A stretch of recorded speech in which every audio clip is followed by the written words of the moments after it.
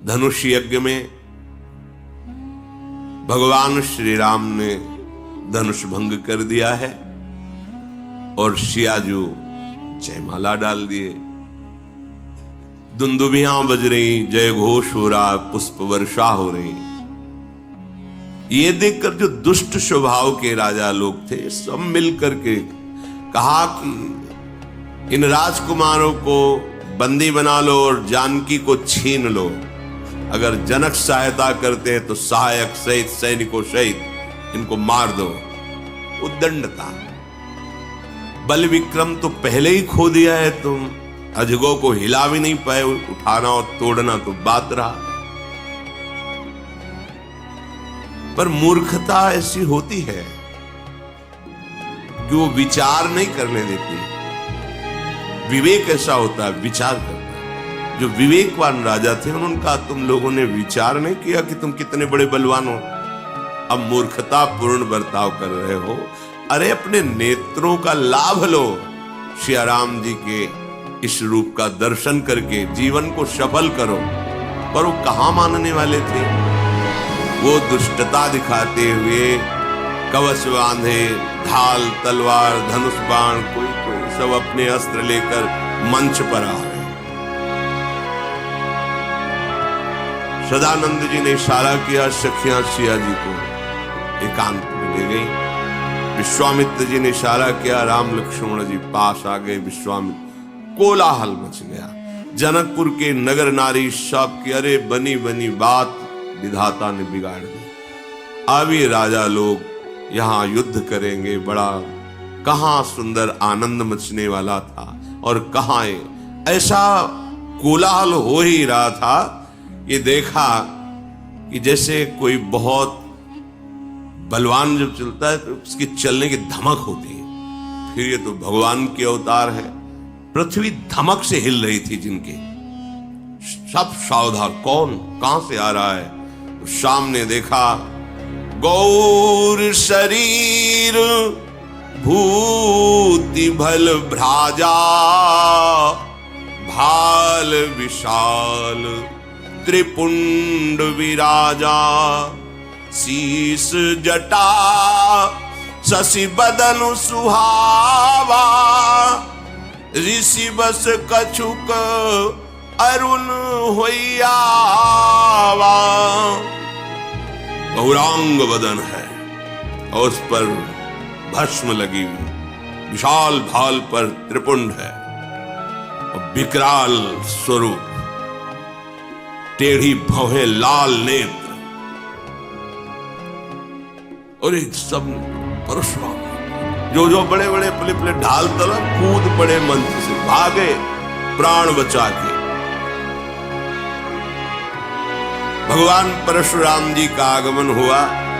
वस्त्र तो मुनियों के से है, वलकल की लंगोटी, मृग शर्म बंधा हुआ, पीछे दो तोड़ी, दाहिने हाथ पे फरसा, बाएं हाथ पर धनुष और सिंहवत चाल। ये विकराल रूप देख करके जो मुनि हृदय थे, जो शांत हृदय महात्मा जन थे, बड़े प्रसन्न हुए। ये जो बहुत डींगे हाँक रहे थे ना, ऐसे भागे जैसे बाज मैदान में उतरे तो एक पक्षी दूसरा नहीं दिखाई देगा। रंगमंच पर कोई नहीं। वो जो दुष्ट जन बड़े उछल रहे थे ना, सिंहासनों के पीछे छुप गए। एकदम भागने का अवसर नहीं कि दृष्टि पड़ेगी। जिनके भीष्म जी चेला हैं, द्रोणाचार्य जी चेला है, वो भगवान परशुराम अस्त्रवेत्ता, दिव्यास्त्रों के स्वामी हैं। इन्हीं के तो शिष्य है द्रोणाचार्य जी, भीष्म जी। कर्ण भी शिष्यता छल करके प्राप्त किए। दिव्यास्त्र भाग के कहा जाएगा। ब्रह्मांड में किसी कोने पे जाए भगवान परशुराम का दिव्यास्त्र, उसे बख्शेगा थोड़ी। जिधर दृष्टि जाती खड़े हो जाते हैं, अपने बाबा का नाम, अपने बाप का नाम बता के साष्टांग दंडवत। देखत भृगुपति बेश कराला, उठे सकल भय पिकल भुआला। पितु समेत कही कही नीज नामा, लगे करन सब दंड प्रणामा। बड़े भाग के आए, साष्टांग दंडोत, हमारे पिता का नाम ये है, हमारा नाम ये है, ऐसा। जहां ऐसे दृष्टि की जो प्रणाम कर रहा, वो समझ गया मेरी आयु पूरी हो गई। यद्यपि वो सहज ही देख रहे, जेहि सुभाए चित वही हित जानी, सो जानई जनु आयु खुटान। गए राजा लोग प्रणाम किए। तत्काल सदानंद ने इशारा किया, जनक जी सामने आए और प्रणाम करके जानकी जी को सखियां ले आई। जानकी जी प्रणाम किया परशुराम जी के चरणों में, देखा आशीष दे, इशारा किया सदानंद ने, सामने से ले जाओ। आशीष दीन सखी हर सानी, निज समाज लई गई शयानी। चतुर सखिया प्रणाम करवा के विश्वामित्र जी खड़े हुए, समीप आए, गले मिले परशुराम जी को। राम लखन को इशारा किया, प्रणाम करो। प्रणाम। नेत्रों से पूछा परशुराम, कौन है ये राजकुमार? राम लखन दशरथ के ढोटा, दीन आशीष देखी भल जोटा। बड़ी सुंदर जोड़ी है गौर श्याम, चिरंजीवी भव परशुराम। महाराज चक्रवर्ती सम्राट महाराज दशरथ के पुत्र राम लक्ष्मण है, हमारी यज्ञ रक्षा के लिए आए। चिरंजीवी चिरजीवी का आशीर्वाद। राम जी की तरफ देखते हैं, हृदय कुछ प्रेम विवस्था में डूबता चला जा रहा है। राम ही चितई रहे थकी लोचन, रूप अपार मार मदमोचन। करोड़ों कामदेवों के अभिमान को चूर करने वाला प्रभु श्री राम का रूप है। देखकर परशुराम जी का हृदय प्रेम विवश हो रहा। फिर सावधान दृष्टि रोषवश करते हुए कहा, बहुर बिलो की विदेह सन, कहु कहा अति भीर, पूछत जानी अजान जिमी, व्याप्यु को पुशरीर। हृदय को संभाला और क्रोध धारण करते हुए कहा, ए जनक, एक ऐसी राजाओं की सभा है, यहां क्या हो रहा है? जनक जी हाथ जोड़ के सामने, महाराज हमारी पुत्री जानकी हमारे महल में विराजमान भगवान शंकर का अजगो खेल खेल में एक दिन से बाएं हाथ से उठा लिया। तब मुझे लगा कि मेरी पुत्री का वही वर होगा जो इस अजगो का खंडन करेगा। तो हमने धनुष यज्ञ की रचना की और ये सब उसी स्वयंवर में आए।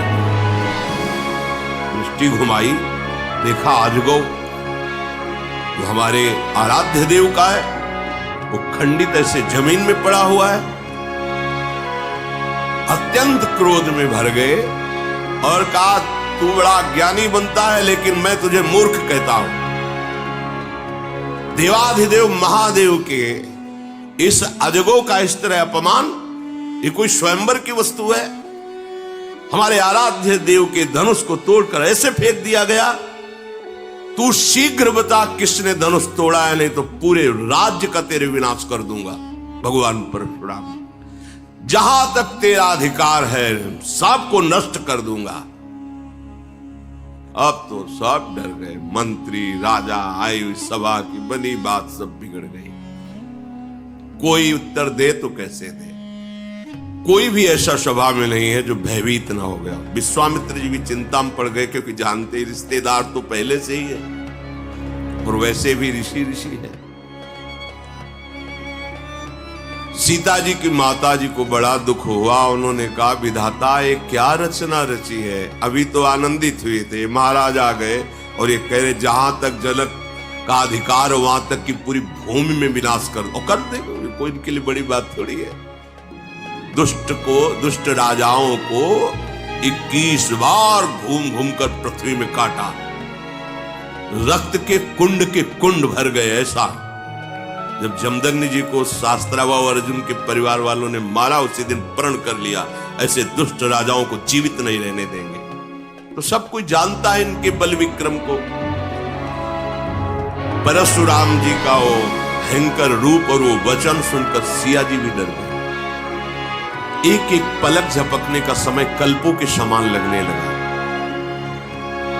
जनक जी भयभीत, पूरी नगर की प्रजा भयभीत, जनक जी की पत्नी भयभीत, सिया जी भयभीत। भगवान श्री राम ने देखा तो सबको निर्भय करने वाले प्रभु उठे, सहज में उठे। ना कोई हर्ष है, ना कोई शोक है, ना कोई भय है। हाथ जोड़ा, कहा प्रभु आप जानना चाहते हो कि धनुष किसने भंग किया? तो नाथ शंभुधनु भंजनिहारा होई ही क्यों एक दास तुम्हारा। आयसु का कही किन मोही सुनिर साई बोले मुनि को ही। भगवान श्री राम खड़े हुए, जब देखा कोई बोल ही नहीं रहा, सब भयभीत हो रहे। हाथ जोड़ा और कहा हे नाथ, भगवान शिव के धनुष का भंजन करने वाला कोई और नहीं, आपका कोई दास ही होगा। आज्ञा कीजिए, मैं आपकी सेवा में उपस्थित हूं। ये सुनकर परशुराम जी बहुत क्रोधित हो गए। उनका सेवक होगा मेरा, मेरे आराध्य देव का धनुष भंग करेगा? अरे सेवक वो होता है जो स्वामी को प्रसन्न करे, सेवा के द्वारा सेवकाई करे। ये तो दुश्मन का काम किया है, वो मेरा सेवक हो सकता है? जिसने भगवान शंकर के धनुष को तोड़ा है, शास्त्रा हुआ वो अर्जुन के समान मेरा वो दुश्मन है। सामने उपस्थित हो, नहीं पूरी सभा को काट डालेंगे। सो बिलगाई बिहाई समाजा, न तुम्हारे जय है सब राजा। सब राजा लोग उसे बाहर कर दे या वो स्वयं बाहर होकर आ जाए, नहीं पूरी सभा मारी जाएगी। भगवान तो हाथ जोड़े खड़े हैं। लक्ष्मण जी उछल पड़े, विश्वामित्र जी के बगल में बैठे हुए थे, आए और कहा महाराज एक धनुष पे इतनी गुस्सा की जाती? हमने तो सैकड़ों धनुष तोड़े बाल्यावस्था में, जहां खींचते थे टूट जाता था। कभी आप नहीं आए गुस्सा करने के लिए? इस धनुष में क्या खास बात है जो आप इतना उछल रहे, क्रोध कर रहे और सब मारे जाएंगे, सब मारे जाएंगे? बहु धनु ही तोरी लरिकाई। कभी हमने नहीं देखा कि धनुष टूटा तो आप आ गए, और लेकिन आज आपको इतनी गुस्सा क्यों आ रही है? परशुराम जी ने कहा चिरंजीवी का आशीर्वाद दिया है इसलिए मैं शांत हो रहा हूं। रे नृप बालक काल बस बोलत तो ही न संभार, धनु ही सम त्रिपुरारि धनु विदित सकल संसार। अरे मूर्ख बालक, तू काल के अधीन हो रहा है। साधारण धनुइयों के सामने तू भगवान शंकर के अजगों को जो विश्व में बंदित हैं, उनके धनुष को तुम उनसे जोड़ रहे हो।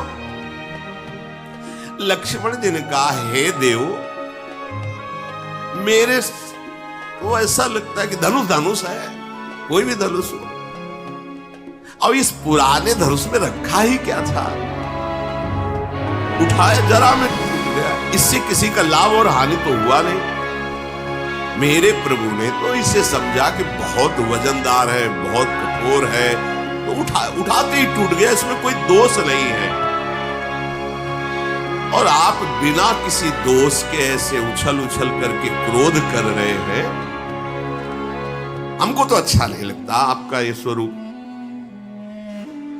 परशुराम जी ने इसे फरसा लिया, बोले चितई परसु की ओरा, रेसठ सुन्यू स्वभाव न मोरा, बालक बोली बधौ नहीं तो ही, केवल मुनि जड़ जा नहीं मोही, बाल ब्रह्मचारी अति कोही, विश्व विदित क्षत्रिय कुल द्रोही, भुजबल भूमि भूप बिनु कीन्ही, विपुल बार मही देवन दीनी, सहस्र बाहु भुज छेद निहारा, परसु बिलोक महीप कुमारा।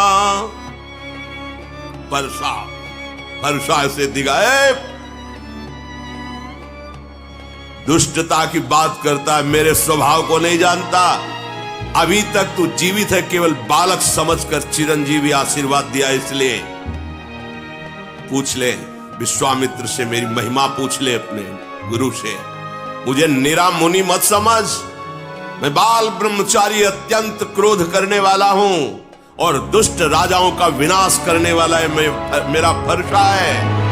अपनी भुजाओं के बल से 21 बार पृथ्वी के दुष्ट राजाओं को काट काट करके उनके राज्य का दान ब्रह्म ऋषियों को किया है। शास्त्राबाओं की भुजाओं का छेदन करने वाले मेरे फरसे को देख। ऐ राजा के बालक, तो अपने माता पिता को शोक से युक्त करना चाहता है क्या? जब मैं दहाड़ता हूं और फरसा लेकर दौड़ता हूं तो स्त्रियों के गर्भ गिर जाते हैं, प्रहार करने की बात नहीं रहती। लक्ष्मण जी हंस पड़े, वाह वीर वाह मुनि, स्त्रियों के गर्भ गिर जाते, वाह कैसे महात्मा आपने, धन्य है। पूरी सभा हाय है कर रही कि छोटे राजकुमार क्या कर रहे हैं, मानो घी में आहुति डाल रहे हो, वैसे ही हाथ जोड़ के इन्हें शांत करना चाहिए। लक्ष्मण जी ने हंस करके कहा कि अब समझ में आया कि आप कितने जोर के योद्धा हो, पर हम आपको बता दें कि भूख से पहाड़ नहीं उड़ाया जा सकता। भूल में मत रहना, बालक समझकर कहीं भूल में मत रहना, भूख से पहाड़ नहीं उड़ाया जा सकता। ये बार बार जो है जो फरसा दिखा रहे हो, तो यहां कुम्हड़ बतिया को नाही, जे तर्जनी देख मर जाही। यहां कोई कुम्हड़ा की बत्तियां नहीं कि अंगुली दिखा दोगे सूख जाएगी, कि तुम्हारा फरसा बार बार दिखा रहे ना कि फरसा दिखा दियो हम डर जाएंगे। भूख से पहाड़ उड़ाने की कोशिश मत करो, हमें निरा बालक मत समझो। आपको प्रणाम किया है तो सिर्फ मुनि वेश देख करके, ये जो आप फरसा धनुष बाण, ये मुनि वेश के विपरीत है। मैं अभिमान से नहीं कहता हूं, आप सच्ची समझ लो, मुझे केवल बालक मत समझ। अगर हम आपसे अभी नम्रता से पेश हो रहे हैं तो उसका कारण है, भृगुसुत समुझी जनेऊ बिलोकी, जो कछु कहो सहस्र ऋषिरों की। आप जो बोल रहे हो ना, और मैं सह रहा हूं, इसका कारण एक ही है। एक तो यज्ञोपवीत धारण की ब्रह्म ऋषि हो, और दूसरी बात जानता हूं भृगुवंश को पावन करने वाले महात्मा हो। इसी के कारण आपके ऐसे कठोर वचन और ऐसे अभिमान भरे वचन सुनकर मैं शांत हूं, क्योंकि हमारे कुल में देवता, ब्रह्म ऋषि और भगवान के भक्त, इन पर कभी हाथ नहीं उठाया जाता, चाहे जितना बड़ा अपराध कर दे। हमारे कुल में वीरता इन पर नहीं दिखाई जाती। आप ब्रह्म ऋषि है, महात्मा है, भगवान के भक्त पर, महात्मा पर, ब्रह्म ऋषियों पर हमारे कुल में कभी हाथ नहीं उठाया जाता, क्योंकि इनको मारने से बहुत बड़ी ब्रह्म हत्या लगती है, और अगर इनसे हार जाए तो बड़ी भारी अपकीर्ति होती है। फिर भी हम आपके पैरे ही पड़ रहे हैं कि आप शांत हो जाइए। आपको ज्यादा ये अस्त्र शस्त्र दिखाने की जरूरत नहीं, क्योंकि आपके वचन ही करोड़ों वज्र के समान हैं, तो और अस्त्र प्रहार करने की जरूरत क्या है? आपने बेकार में फरसा धारण कर, फरसे से ज्यादा तो आपके वचन है कठोर, अर्थात मुनि के वचन बहुत मृदु, शांत और समदर्शिता से युक्त होने चाहिए, वो आपके हैं नहीं। अगर आपको हम कुछ अनुचित बोल रहे हो तो आप उसका लक्ष्य समझ लेना, आपके पास धनुष बाण और फरसा देख करके।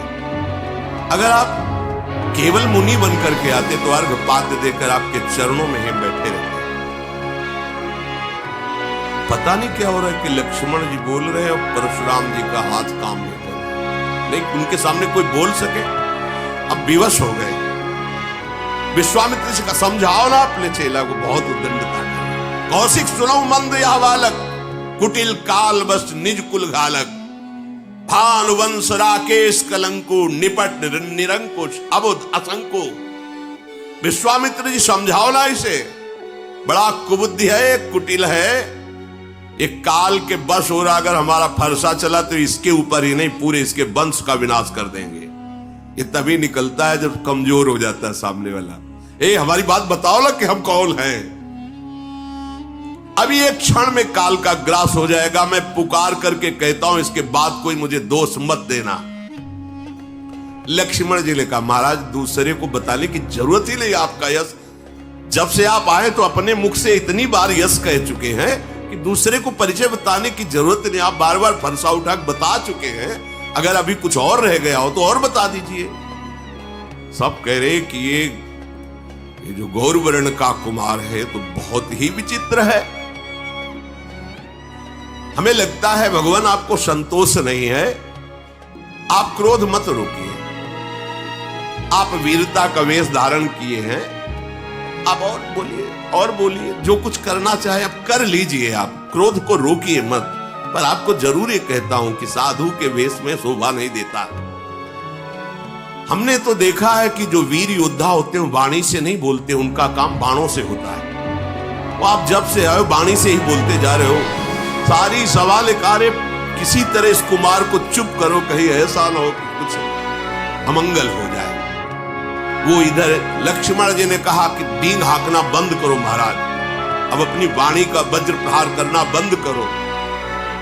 आप तो बार बार ऐसे धमका रहे हो, मतलब काल आपकी अंगुली के इशारे से ही चलता हो। लक्ष्मण जी की कठोर सुनते ही परशुराम जी ने भयानक फरसा संभाला और हाथ में लिया और बोले, आप दोष मत देना, मैं इसकी अभी गर्दन उतारता हूं। बहुत बचाया पर अब ये बचेगा नहीं। विश्वामित्र जी आ गए, क्षमा कीजिए, क्षमा कीजिए। देखो, बालकों की बातों पर आप जैसे महान ऋषि ध्यान नहीं देते। इनका स्वभाव ही ऐसा होता है। परशुराम जी ने कहा, मैं कुछ समझ नहीं पा रहा हूं कि वही मैं परशुराम, वही मेरा फरसा। मेरे हृदय में दया का लेश नहीं और गुरुद्रोही मेरे सामने कठोर वचन कह रहा, मैं कुछ कर नहीं पा रहा।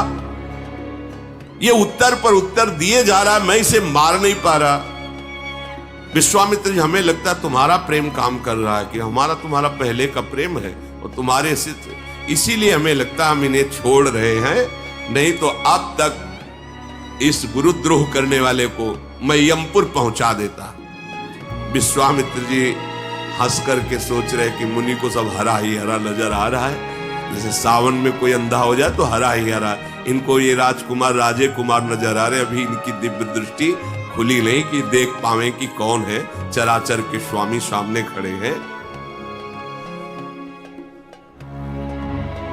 श्री राम और लक्ष्मण को साधारण क्षत्रिय समझ रहे हैं। विश्वामित्र ये सब मन में सोचकर सावधान कर रहे, शांत। लक्ष्मण जी पीछे से विश्वामित्र जी के कहा, महाराज आपका सील और स्वभाव देखकर, क्या सील है, नम्रता है आपकी, और क्या स्वभाव है आपका। और हंस दिए। हम बतावे आपका सील स्वभाव। माता का गला उतारा है फरसे से, बड़ा सील है। अरे सब कह रही क्या, मतलब लक्ष्मण जी में भय कहां, भगवान शेष के अवतार है। मैं अच्छी तरह से जानता हूं आप अपने माता की ऋण से ऋण हुए और पिता की ऋण से। अच्छा, गुरु का जो ऋण है वो आप उतारने के लिए मेरे भरोसे आए हो कि अब मैं इनको मार दूंगा तो गुरु ऋण से ऋण हो जाऊंगा। अच्छा, तो ब्याज सहित बताइए आपका गुरु ऋण क्या है, मैं चुका दूं। बुलाइए किसी हिसाब करने वाले को और बताइए आपके गुरु ऋण में मैं क्या चुका दूं। सुनि कटु बचन कुठार सुधारा, हाय हाय सब सभा पुकारा। भगवान परशुराम आप तो नहीं बचेगा। और एकदम लक्ष्मण जी ने कहा फरसा मत दिखाओ मुझे बार बार, आपको रणधीर और वीर दूसरे मानते होंगे, ये फरसा दूसरों को दिखाओ। हमारे यहां ब्रह्म ऋषियों पर कोई बल नहीं चलता, इसीलिए मैं चुप हूं। सब सभा के लिए अनुचित है, अनुचित है, लखनलाल ऐसा मत बोलो, ये महावीर है। सब पुकार। भगवान श्री राम ने लक्ष्मण जी को नेत्र धरे। लक्ष्मण जी चुपचाप सीधे पीछे वापस। परशुराम जी क्रोध की अग्नि बढ़ रही। भगवान श्री राम फिर नाथ शांत हो जाए। नाथ करहु बालक पर छोहु, सूद दूध मुख करी न कोहु। जो पै प्रभु स्वभाव प्रभाव कछु जाना, तो कि बराबर करत अयाना।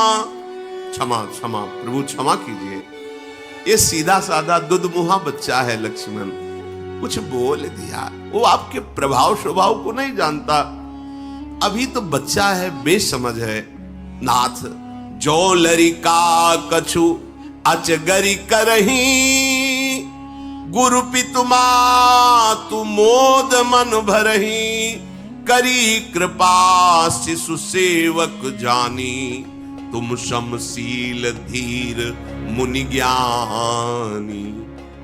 बालक है, बालकों की चपलता देखकर माता पिता गुरु नाराज नहीं होते हैं, मोद धारण करते हैं। छोटा सा बच्चा सेवक जानकर कृपा कीजिए। आप समदर्शी सुशील धीर ज्ञानी महात्मा है, प्रभु आप शांत होइए, शांत। ऐसा लगे जैसे आग के ऊपर पानी पड़ गया। परशुराम हाँ तुम हमारी महिमा को जानते हो। राम वचन सुने कछुक जुड़ाने। पीछे से लक्ष्मण जी ने मुस्कुरा करके फिर परशुराम जी को इशारे से, परशुराम ने कहा देखो तुम प्रार्थना करो, वो हंस करके फिर हमें क्रोध दिला रहा है। ये बड़ा, और राम जी के पीछे से इशारा करे, बहुत जोर के मुनि हो तो, और हंस लक्ष्मण जी की हंस, और राम जी हाथ जोड़कर गंभीरता, आप महामुनि धीर में, और लक्ष्मण जी हंस के, हमें पता है कितने बड़े तुम वीर हो। उन्होंने कहा कि राम तोर भ्राता बड़ पापी, ये बड़ा पापी है, मुझे वहां से फिर जला रहा है, तुम इसे दुधमुआ बच्चा कहते हो। अरे गौर शरीर श्याम मन माही, कालकूट मुख पय मुख। ये दुधमुआ नहीं जहरीला है, भगवान शेष के अवतार है, दुधमुआ थोड़ी है। जहरीले ऐसे जहरीले के उन्हीं के तेजाग्नि से संपूर्ण प्रलयाग्नि प्रकट होती है और सब सृष्टि का लय हो जाता है। ये गोरे बदन वाला जो छोटा कुमार है, तुम इसे दुधमुआ कह रहे हो, दुधमुआ नहीं, ये विषमुआ है, बड़ा टेढ़ा है। तुम जैसे शील स्वभाव वाले हो ऐसा नहीं है वो। तुम्हारे पीछे देखो हमको फिर चिढ़ा रहा है, देखो चिढ़ रहे भगवान परशुराम। इतने महामुनि और लक्ष्मण जी जहां इशारे, तो वो फिर देखो बोला, गुस्सा हो रहे। लक्ष्मण जी ने खुलकर हंस के कहा कि मुनि आपको आज तक ये ज्ञान नहीं हुआ कि क्रोध करना पाप है।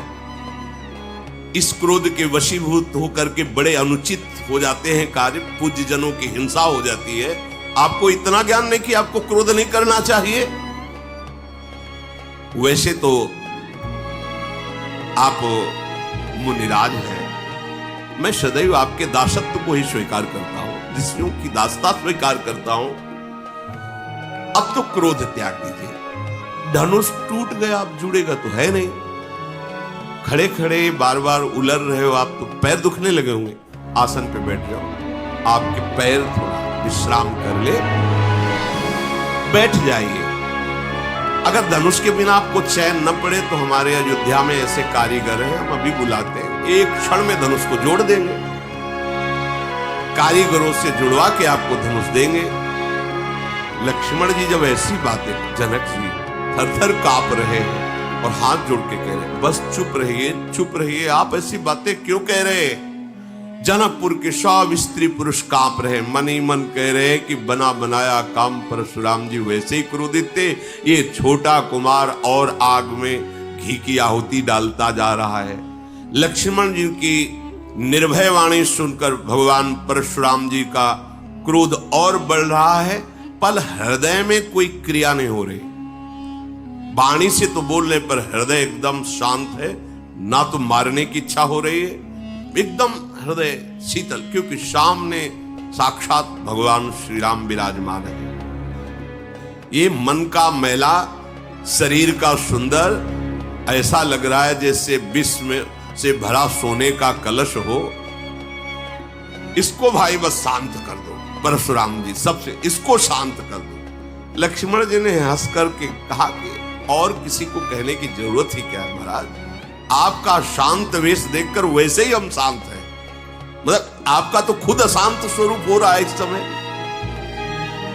प्रभु श्री राम ने ऐसे देखा, अब शांत रहे। लक्ष्मण सकुचा गए और विश्वामित्र जी बुलाए लक्ष्मण जी को पास बैठा। भगवान श्री राम हाथ जोड़े और विनय के साथ कोमल वाणी में कहा, प्रभु आप सुजान हो, बड़ा सुंदर स्वभाव आपका।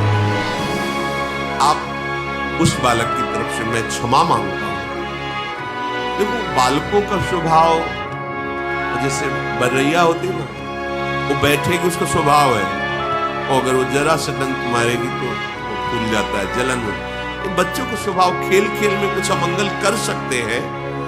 जो साधुजन होते हैं, बड़े बूढ़े जन होते हैं, बच्चों पर दोष नहीं देखते हैं। आप कृपा करो, नाथ जानना चाहते हो कि धनुष भंग करने वाला अपराधी कौन है? तो अपराधी मैं आपके सामने हूं। ये धनुष भंग अपराध मेरे से हुआ है। यदि आप अपराधी जानना चाहते हो तो मैं हूं। स्वामी अब चाहे आप कृपा करो या क्रोध करो, वध करो या बंधन में डाल दो, जैसा आप समझे। मैं आपका दास हूं, आप जैसा चाहें वैसा आप हमारे साथ बर्ताव करें। मुनिराज, जिस तरह से आपका क्रोध दूर हो वो उपाय कर लो। मुनि ने कहा कि क्रोध कैसे जाए? अब भी वो विश्वामित्र जी के पास बैठा हुआ टेढ़ा ही हमारी तरफ देखा, और इनकी भी दृष्टि वही लगी लक्ष्मण जी के ऊपर। वो होता है ना, एक बात और है, जो चिढ़ने लगे ना तो उसको लोग और चिढ़ाते हैं। जैसे तुम्हें कोई कहे चिढ़ा, और आप चिढ़ो ना तो फिर वो धीरे धीरे शांत हो जाएगा। और परशुराम जी चिढ़ रहे, ऐसा स्वभाव कभी नहीं देखा गया इनका। पर आज भगवान का प्रभाव और स्वभाव ऐसा है कि वो सब है तो भगवान के अंश ही ना, वो अहंकार नहीं रहने देते। किसी सुनहु राम कर सहज स्वभाव, जन अभिमान न राखे काऊ। परशुराम जी की विनय राम जी कर रहे, पर राम जी पर नहीं देख रहे, लक्ष्मण जी की तरफ देख रहे। जो विश्वामित्र वहां से वो मुस्कुरा के ऐसे बोले, फिर भी देखो वहां से हमारी हंसी उड़ा रहा है और वो टेढ़ा ही देख रहा है।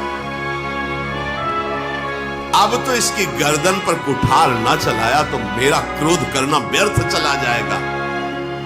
अरे जिस कुठार की घोर आवाज सुन करके दुष्ट राजाओं की स्त्रियों के गर्भ नष्ट हो जाते थे, उस फरसे को मैं धारण किया, फिर भी ये राजपुत्र जीवित है। मेरा हाथ क्यों नहीं चल रहा? मेरे क्रोध से तो छाती जल रही, पर मैं कुछ कर क्यों नहीं पा रहा? क्या हो रहा है मेरे को? ये विपरीत दशा कैसी, ये विपरीत स्वभाव कैसा? पता नहीं इस समय मेरे हृदय में क्या हो रहा है। भगवान परशुराम जी कह रहे हैं, मुझे लगता है कि मेरे हृदय में जो कभी नहीं थी वो दया आ गई क्या मेरे हृदय में, इसीलिए दुस्साह दुख सह रहा हूं। लक्ष्मण जी ने वही से मुस्कुरा के कहा, सिर नवा के कि महाराज आपकी दया भी आपके स्वरूप के अनुकूल ही है। मतलब दया भी, ये दया है, हाहाकार मचा दिए, ये दया है आपकी, ऐसा मान। और आप जब बोलते हैं महाराज तो ऐसा लगता है फूल झड़ रहे हैं। महाराज जब आपकी दया में ये हालत है तो जब आप निर्दयता करते होंगे तो क्या होता होगा? दया में तो जल रहे हैं, और जब निर्दयता आएगी तो क्या होगा? अगर क्रोध आ गया तो हमें लगता है आप ही का शरीर भस्म हो जाएगा। परशुराम का देखा जनक, देखा अब हम शांत हो रहे थे, फिर इसने आग लगा दी है। अब तो पक्का ये यमराज का अतिथि बनेगा। नहीं तो एक बात है, इसको मेरी आंखों के सामने से हटा दो। पता नहीं क्या हो रहा, परशुराम जी बार बार कहते पक्का, और फिर बोले एक उपाय है जनक जी, इसको सामने से हटा दो, मेरे सामने से हटा दो। ये राजपुत्र को देखते ही मुझे गुस्सा। लक्ष्मण ने हंसकर कहा, महाराज उनको हटाने की जरूरत नहीं, ऋषियों का एक स्वभाव होता है, जिसे नहीं देखना चाहते आंख बंद कर लेते हैं। आप आंख बंद कर लीजिए तो मान लीजिए कोई है ही नहीं। लक्ष्मण जी ने कहा मूंदे आंख कतहु को नहीं, हटाने की जरूरत नहीं, आप अपनी आंख मूंद लीजिए। परशुराम तब राम प्रति बोले उरयति क्रोध, शंभु सरासन तोरि सठ करसि हमार प्रबोध। क्रोध धारण करते हुए भगवान राम से कहा, तू भी उसी का भाई है ना? बार बार विनय करता है और भगवान शिव के धनुष को तोड़ा और हमें ज्ञान सिखाने चला है। तेरा भाई तेरी ही सम्मति से मुझे कटुवचन बोलता है और तू आकर छल से हाथ जोड़कर मुझे शांत करना चाहता है। आज मैं युद्ध में तुझे परास्त करूंगा, क्योंकि तेरा नाम राम है ना। अब ये राम नाम तेरा, मैं युद्ध, ऐ शिवद्रोही, छल त्याग कर मुझसे युद्ध कर भगवान श्री राम से, नहीं तो भाई सहित तुझे इस रंगमंच पर मार डालूंगा।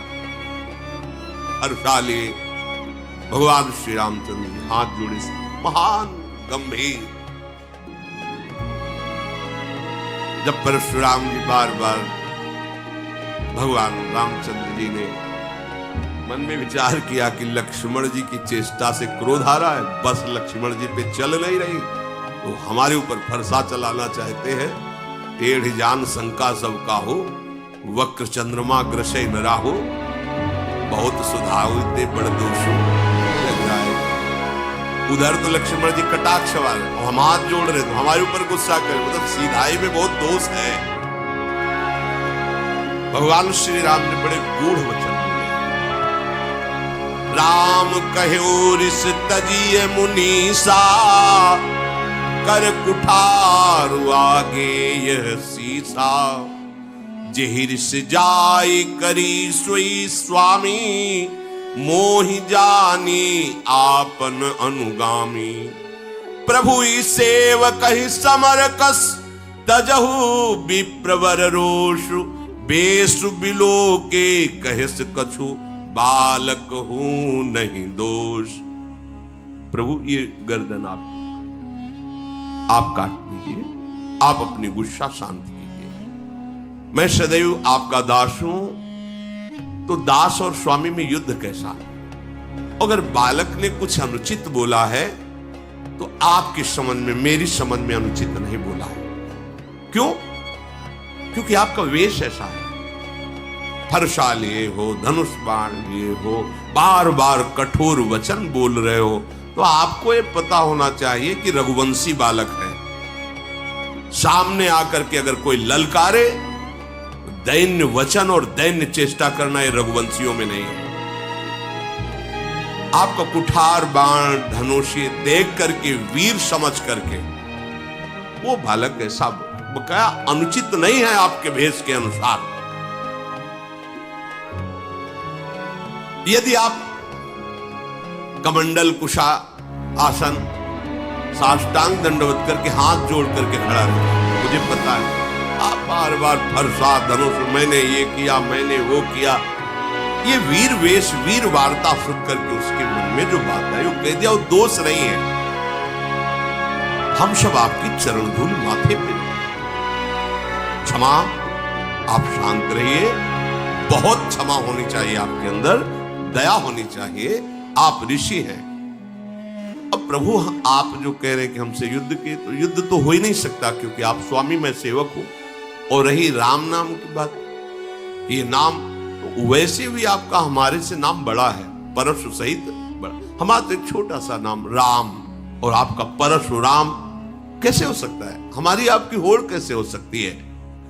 प्रभु मैं तो केवल एक ही गुण ये धनुष धारण करता हूं, आप शम दम तपस्या शौच क्षमा सरलता ज्ञान विज्ञान आस्तिकता, ये 9 गुण धारण करते हैं। हम सब प्रकार से आपके दास हैं, आपको आप क्षमा ही करनी चाहिए, ये बात नहीं कहनी चाहिए कि युद्ध कीजिए।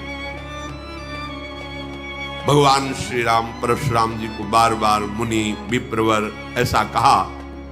परशुराम जी क्रोधित होकर ठहाका मारकर बोले, समझ गए तुम मुझे कोरा मुनि ही समझते हो, समझ गए, तुम ही मुझे कोरा मुनि ही समझते हो। मैं ऐसा ब्रह्म ऋषि नहीं हूं जैसा तुम समझते हो। मैं जो ब्रह्म ऋषि जन जैसे यज्ञ करते हैं ना, तो मेरी यज्ञ कैसे होती जानते हो? धनुष, सुरुआ, बाण, आहुति, मेरी क्रोध भयंकर अग्नि और दुष्ट राजाओं की चतुरंगनी सेना समिधा और ललकार ललकार के काटना स्वाहा। मैं ऐसा मुनि हूं। परशुराम जी ने कहा ऐसी एक यज्ञ ने करोड़ों यज्ञ की है। बार बार मेरा प्रभाव तुझे भी मालूम नहीं। तू निरा मुझे ब्रह्म ऋषि मत समझ लेना। भगवान श्री राम हाथ जोड़ ऐसे खड़े। घमंड हो गया होगा तुमको, अजगो तोड़ दिया ना इस बात का, मानो तुमने संसार पर विजय प्राप्त कर ली। प्रभु ने कहा विचार कर बोलिए, विचार कर बोलिए। बहुत कड़वा बोल रहे हो आप। मेरी अगर भूल भी मानते हो तो बहुत छोटी सी, पर आपका ये जो इस समय वचन निकल रहा है बहुत कड़वा है। यदि आप ऐसा कहते हैं कि निरामुनि नहीं है, आप वीर हैं, तो क्षमा कीजिए, फिर मेरी बात सुन लीजिए। त्रिभुवन में कोई ऐसा योद्धा पैदा ही नहीं हुआ जिसके आगे राम का मस्तक भयवश नमन करे। अगर आप ऐसा समझते हो कि आप बार बार मुझे मुनि समझता है, ब्रह्म ऋषि समझता है, तो आप एक बात समझ लो, त्रिभुवन में कोई ऐसा योद्धा वीर पैदा ही नहीं हुआ कि राम का मस्तक उसके सामने भययुक्त होकर झुक जाए। देवता, दैत्य, राजा, योद्धा पूरे त्रिभुवन के एक साथ मिल जाएं और रण में यदि हमें ललकार दे तो मैं सुख पूर्वक, चाहे काल क्यों ना हो, उसको भी नष्ट कर सकता हूं। ये भयवश आपके सामने शीश नहीं झुका रहा, मुनि मानकर ही झुका रहा हूं। और आपको बताया हमारे रघुवंश में महाराज दशरथ जी देवराज इंद्र की सहायता करने गए थे। हमारे रघुवंश की कुल की ऐसी प्रशंसा है कि रण में यदि ललकार दे तो सामने चाहे कोई काल भी क्यों ना कदम पीछे नहीं हटेगा। परशुराम जी के शरीर में कंप शुरू हो गया जब राम जी बोले कि आप अगर ऐसा समझते हैं कि मैं बार बार मुनि और ऋषि कह रहा हूं, तो आप ऐसे ऋषि नहीं, आप महावीर। तो आप इतना समझ लीजिए, भयवश राम का सिर झुक नहीं सकता, चाहे त्रिभुवन एक साथ होकर के लड़ ले, चाहे काल क्यों सामने खड़ा हो, रघुवंशी कभी कदम पीछे नहीं हटा। फिर हाथ जोड़ा राम जी ने कहा ऐसा होने पर भी आपके चरणों में प्रणाम है, मैं आपका दास हूं। और जो आपसे भयभीत हो गया वो जगत से निर्भय हो जाता है। जो आपसे भयभीत हो गया वो जगत में निर्भय हो जाता है। विप्रवंश के अस प्रभुताई अभय होए जो तुम्हें डराई। नाथ, जो आपसे डर गया वो त्रिभुवन में निर्भय हो जाता। परशुराम जी की बुद्धि काम नहीं कर रही कि एक बार इतना शब्द मेरे सामने कह देना कि भयवश में सर नहीं झुका रहा, अगर काल भी हो तो राम का सर भयवश नहीं झुकेगा। मतलब वीरता ऐसी और बुद्धिमत्ता ऐसी कि आपको जो डर जाए तो त्रिभुवन में निर्भय हो जाए। बार बार वो सोच रहे हैं भगवान के गूढ़ वचन को कि ये सामर्थ्य तो एकमात्र मेरे आराध्य देव में है, हरि में, दूसरे में तो है नहीं। भगवान परशुराम जी ने कहा कि मुझे कुछ संशय हो रहा है, प्रभु निवारण कर लीजिए। तो उनका एक बार भगवान विष्णु ने मुझे अपना ये सारंग धनुष दिया, कहा था कि मेरा अवतार होगा तब मुझे समर्पित कर देना। मेरे संशय निवृत्ति के लिए आप क्या इस धनुष पर प्रत्यंचा चढ़ा सकते हैं?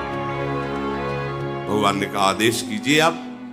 तो उनका मेरे संशय के नाश के लिए आप इस पर प्रत्यंचा चढ़ा दीजिए, क्योंकि दूसरा त्रिभुवन में कोई नहीं जो भगवान श्री हरि के सारंग धनुष पर प्रत्यंचा चढ़ा सके। वो केवल वही चढ़ा सकते, दूसरा नहीं। तो जे ही देने को हुए तो अपने आप धनुष प्रभु के हाथ में जाके विराजमान, क्योंकि उन्हीं का नित्य पार्षद है। भगवान ने एक क्षण में खींचा, प्रत्यंचा चढ़ाई अमोघ बाण संधान किया। देत चाप आप ही चल गयऊ, परशुराम मन विस्मय भयऊ। जाना राम प्रभाव तब, पुलक प्रफुल्लित गात। जोरी पानी बोले बचन, हृदय न प्रेम अमात। आहा, मैं जान गया। क्षमा कीजिए प्रभु। पुलकित हो रहे भगवान परशुराम, हाथ जोड़कर हृदय में प्रेम नहीं समा रहा। ओहो रघुकुल रूपी कमल वन के सूर्य में समझ गया आप कौन। आप भगवान श्री हरि हैं। प्रभु आपकी जय हो। तभी मैं देख रहा था कि आप में बल विक्रम होते हुए भी बार बार नमन, ये केवल आप में ही हो सकता। ऐसा बल विक्रम और ऐसी नम्रता आप देवता, ब्रह्मऋषि, भक्तजन, गौजन इनकी रक्षा के लिए अवतार लिए हैं। जय हो, जय हो, जय हो, आपकी जय हो प्रभु। मैं जान गया। हे विनयशील कृपा और गुणों के समुद्र, आपकी वचन रचना जो थी उससे मुझे संशय हुआ कि ऐसा तो सिर्फ भगवान ही बोल सकते हैं। काल के सामने कौन टिक सकता है? केवल हरि। हे सेवकों को सुख देने वाले, सब अंगों में सुंदर और शरीर में करोड़ों कामदेवों की छवि धारण करने वाले राम, आपकी जय हो, जय हो। क्षमा करना, अनजाने में मैं अनुचित बोल गया हूं परशुराम। मैं एक मुख से आपकी क्या प्रशंसा करूं। अब मैं जान गया कि मेरे आराध्य देव भगवान शंकर के मानस सरोवर पर विराजमान हंस आप ही हो। मैं अनजाने में अनुचित बोला। लक्ष्मण जी की भी तरफ देखा और कहा, आप दोनों भाई क्षमा करें। मैं जान नहीं पाया, इसलिए दोनों गुण मंदिर आप मुझे क्षमा करें। हे रघुकुल के पताका स्वरूप राम, आपकी जय हो, जय हो, जय हो। कही जय जय जय रघुकुल के तू, जय हो, जय हो, जय। और भगवान सारंग धनुष पर बाण संधान किए। बोलिए, मेरा बाण अमोघ है, एक बार चढ़ गया तो लक्ष्य भेद करके ही उतरता है। अब क्या करूं? तुम्हारी तपस्या नष्ट कर दूं या तुम्हारी गति अवरुद्ध कर दूं? दो में एक होगा। आज के बाद तुम साधारण मनुष्य की तरह पैदल चलोगे, तुम्हारी गति अवरुद्ध कर दूं या सारी तपस्या पुण्य लोक जो प्राप्त किए उनका नाश कर दूं? परशुराम जी का पुण्य लोकों का नाश कर दूं। मेरी गति अवरुद्ध मत करो, क्योंकि पृथ्वी को जीत कर कश्यप जी को दे दिया है तो हम सिर्फ गंधमादन पर्वत पर जाए और वहां अंतर्ध्यान गति से ही जा सकते हैं। इसलिए प्रभु मेरी गति को आप मत नष्ट करो, मेरे पुण्य लोकों को, तपस्या को नष्ट करो। तत्काल भगवान ने बाण के द्वारा उनके तप का नाश कर दिया। भृगुपति गए बनहि तप हेतु, पुनः तपस्या संचय करने के लिए गंधमादन पर्वत पर भगवान परशुराम जी गए। अब तो जो कायर क्रूर कर्मी राजा लोग, राक्षस लोग छुप छुप के राजा बन के आए थे ना, कि अरे धनुष भंग तो किया ही, परशुराम जैसे महावीर चरणों में माथा रख के जय जय करके चले गए, टिकना ठीक नहीं है। सब भाग गए, जितने क्रूर कर्मी राक्षस राजा बन के गए थे। अब तो देवताओं की दुंदुबियां बजने लगी, फूल बरसने लगे। सब जनकपुर के जितने स्त्री पुरुष और भक्त राजा है सब आनंदित हो गए। जनक जी का जो सुख हृदय में उत्पन्न हो रहा है उसका कैसे वर्णन किया जाए। मानो किसी दरिद्री को बहुत बड़ा खजाना मिल गया। सीता जी निर्भय हो गई। ऐसा सुख हो रहा है जैसे चंद्रमा का उदय हो गया हो और चकोरी रूप पान के लिए लालायित हो। जनक जी ने विश्वामित्र जी के चरणों में माथा रखा और कहा, प्रभु आपकी कृपा से सब मंगल ही हुआ, नहीं तो परशुराम जी को देखकर लग रहा था अब बड़ा अमंगल हो जाएगा। रघुनाथ जी ने धनुष तोड़ा, हमें कृतार्थ किया। अब आगे क्या होना चाहिए आप कृपा करके। मुनि ने कहा कि वैसे विवाह तो धनुष के अधीन था, जो धनुष भंग करेगा सिया जी का विवाह वो तो हो गया, पर कुल परंपरागत के अनुसार अब होना चाहिए। इसलिए तुम अपने कुल का व्यवहार करो जैसा ब्याह का होता है, और तत्काल अयोध्या को दूत भेजो और अयोध्याधिपति महाराज दशरथ को सूचना दो कि आप बारात लेकर के आओ जनकपुर, और यहां फिर कुल के अनुसार ब्याह हो। ऐसे ये महारसन, देखो भगवान हमारे सब रूपों में है, अपने जनों को सुख देने के लिए जैसी भावना से जो युक्त होता है, हमारे प्रभु इतने करुणामय है, वही रूप रख करके अपने भक्तों को आनंदित करते हैं। वह हमारे ही श्री हरि हैं, इन्हीं के विविध रूप हैं। इनके चरित्र सुनने से क्या होगा जानते हो? अपने प्रभु में आसक्त होगी। हम आपको हृदय की बात बताते हैं, जैसे एकांत में मनन होता है ना, तो वहां सारंग धनुष वाले नहीं होते, बात इनकी चलती है और चेष्टा उनकी होती है। कोई भी चरित्र सुनना भक्त के या प्रभु के, उसका परिणाम होगा आपने जिस इष्ट भाव को स्वीकार किया उसी में गाढ़ रति हो जाएगी। परिणाम देखना, ये नहीं कि आप ये चरित्र सुन रहे हो तो इस चरित्र का परिणाम होगा आपको श्यामा श्याम की अखंड प्रीति का। ये यहां के अनुभव की बात है। महापुरुषन ने सब रस गायो, ध्रुवदास, महापुरुषन ने सब रस गायो, सब रस गायो, पर देखनो ये है कि उनको हियो कहां ठहरानो, ताही गहनो। देखना है कि उनका हृदय कहां रंगा हुआ है, उसी हृदय रंग को पकड़ना। और प्रभु तो प्रभु ही है ना, हम उनका जस गा रहे हैं, सुन रहे हैं, तो देख रहे हैं कि मेरे किस रूप के उपासक है, तो वही रूप आसक्ति प्रकट करेंगे, वही गाढ़ भाव प्रकट करेंगे। तो कभी किसी के मन में ऐसा ना आवे जैसा कि अरे नहीं, अरे इधर बोलो संसार की तरफ, हमें नहीं सुनना किसी और की बात। ये और नहीं है, ये वो ठौर हैं जिनसे तुम्हारा हृदय निहाल हो जाएगा सब रूपों में। वृंदावन दास चाचा जी ने गायन किया है प्रभु के पावन चरित्र। बड़ा ये थोड़ा आंतरिक विषय है, इसका फल होगा देखना, जैसे जैसे सुनोगे हृदय निर्मल होगा, और भगवान का जो हमारा आराध्य स्वरूप, लाडला स्वरूप, लाडली लाल है, उनके चरणों में प्रीति होगी। शेष चर्चा में राधा वल्लभ लाल।